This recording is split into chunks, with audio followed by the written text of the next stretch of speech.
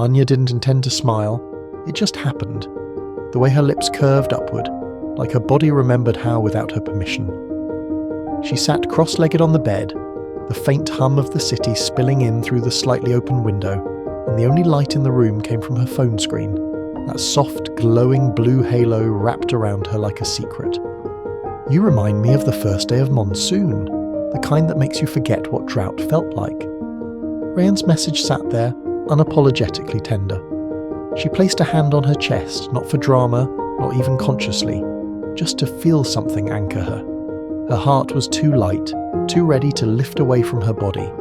It scared her how easily he disarmed her, how naturally her soul leaned toward him like a flower straining for sunlight. "You're dangerous," she typed, then deleted it, then typed again. "You're soft where I'm cracked." Send. She didn't hear Dev's footsteps in the hallway. He wasn't loud, he never was. He stood just outside the bedroom door, his hand full with a small white box, the one from the bakery across town that made her favourite cake. Chocolate mousse, not too sweet. He had driven there after work because she'd been quiet lately. Not cold, just absent, floating, distracted. He thought maybe something sweet might help tether her back. He didn't knock, he almost did. But through the tiny crack in the door he caught the sound of her laughter. Not loud, not carefree, just soft.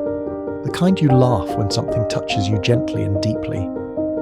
He didn't know who was on the other end of that glow on her face, but he knew, with aching certainty, that it wasn't him. He turned, walked to the kitchen, and placed the box gently in the fridge.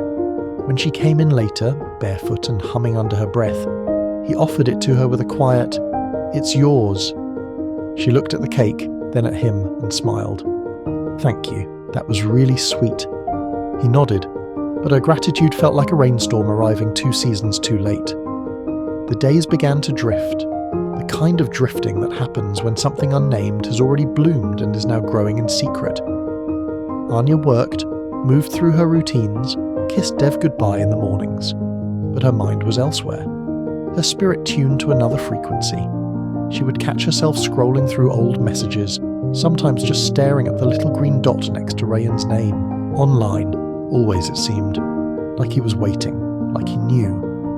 They had begun sharing more than words, photos, voice notes, snippets of their days, a picture of her tea beside a book, a screenshot of his playlist, little things, meaningless to anyone else, but to them it was intimacy in pixels.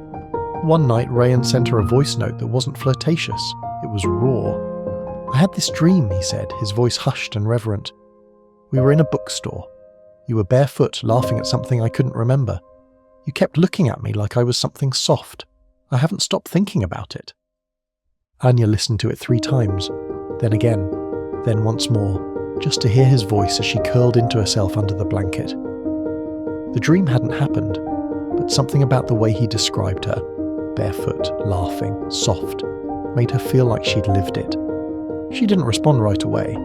Instead, she placed the phone on her chest and stared at the ceiling, letting the echo of his voice fill the space where certainty used to live. Dev noticed the change, not in any loud way. She still spoke to him, still asked him how work was, still touched his shoulder when she walked past. But it wasn't in her eyes. The light there had tilted toward a different sun. He made dinner again. Aanya joined him at the table, phone upside down, fingers restless on her lap. "How's your team handling the new clients?" she asked. He blinked. "You remembered?" "Of course," she smiled. "You've been working so hard." Something in her tone didn't land right. It was too gentle, too removed, like she was playing the part of someone who cared. "I got your cake," he said, sliding a plate across the table. "That place you love.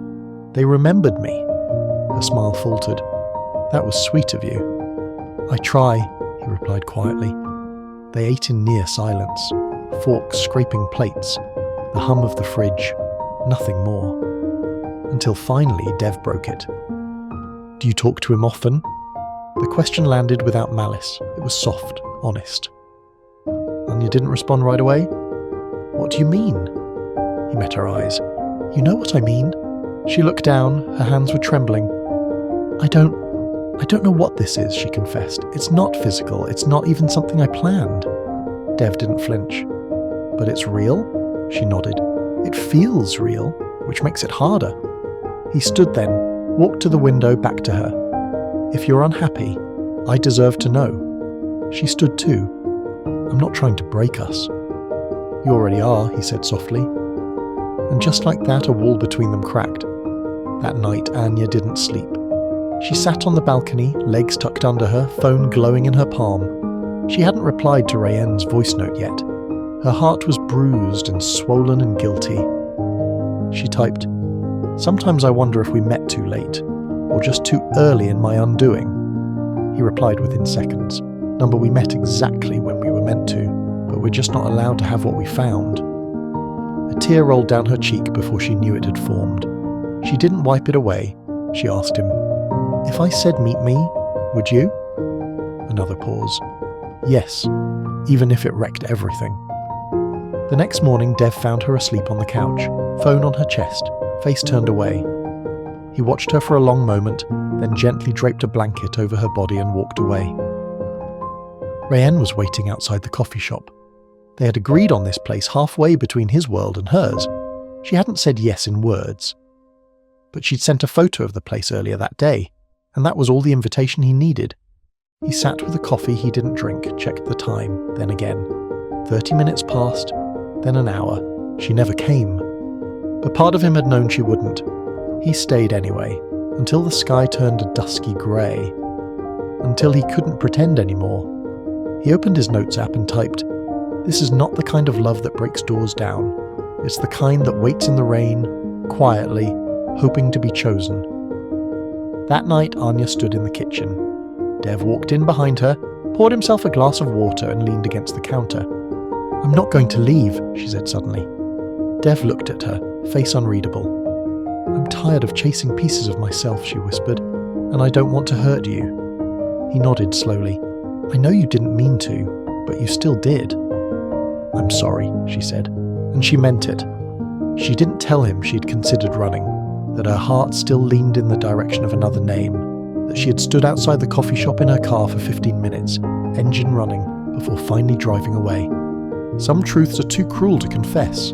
Rayen never sent another message, and Aanya never blocked him. They simply became a silence in each other's lives. Not a goodbye, just an unspoken understanding that some things are too beautiful to survive reality. She didn't choose the boy who made her feel like poetry. She chose the man who stood in the aftermath. Not because love won, but because responsibility whispered louder than longing. And in that choice, they all lost something. Like subscribe and turn on notification for more Ink and Intimacy stories.